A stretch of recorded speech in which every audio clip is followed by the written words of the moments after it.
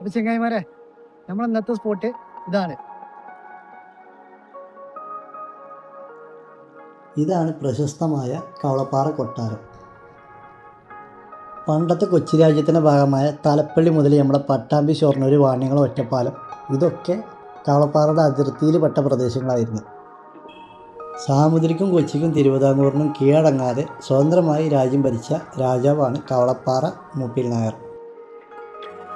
ഈ പറഞ്ഞ പവറൊക്കെ പണ്ടത്തെ കാലത്തുണ്ടെങ്കിൽ പോലും ഇപ്പോൾ സ്വത്ത് തർക്കത്തിൻ്റെ പേരിൽ ആരും നോക്കാനല്ലാതെ ആകെ ഇടിഞ്ഞു പൊളിഞ്ഞ അവസ്ഥയിലാണ് കൊട്ടാരം ഉള്ളത്.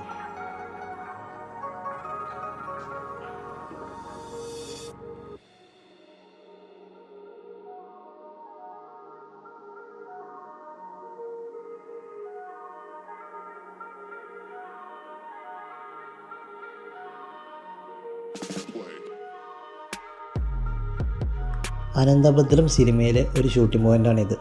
ഞങ്ങളവിടെ എത്തിയപ്പോൾ രാത്രിയായി. അതുകൊണ്ട് തന്നെ ആ സീനിൻ്റെ കറക്റ്റ് ഫീൽ ഞങ്ങൾക്ക് കിട്ടി.